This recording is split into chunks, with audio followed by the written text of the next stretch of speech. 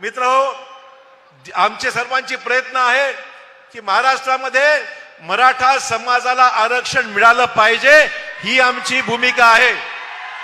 आणि आदरणीय फडणवीस साहेबांनी, आदरणीय एकनाथ शिंदे साहेबांनी 10% आरक्षणाचा निर्णय घेतला। 10% आरक्षणाचा निर्णय लागू झाला, अडचण कुठे नाही। आणि दुसरा गोष्ट म्हणजे ज्यांच्याकडे कुणबी दाखले आहेत, जुने वंशकालीन त्यांचं जे काय असेल त्याप्रमाणे त्यांना ओबी सर्टिफिकेट देण्यात आलेलं आहे।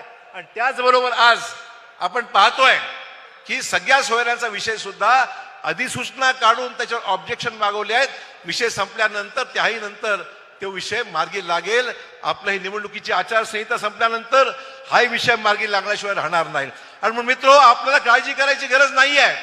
केंद्र सरकार आपल्या बरोबर आहेत, अमित शहा साहेब आपल्या बरोबर आहेत, मोदी साहेब आपल्या बरोबर आहेत, देवेंद्रजी, एकनाथ शिंदे, अजित पवार आपल्या सोबत आहेत। या सर्वांच्या संयुक्त प्रयत्नातून मराठा आरक्षण 100% अंमलबजावणी होण्याशिवाय राहणार नाही, हे मुद्दा सांगायचं मित्र।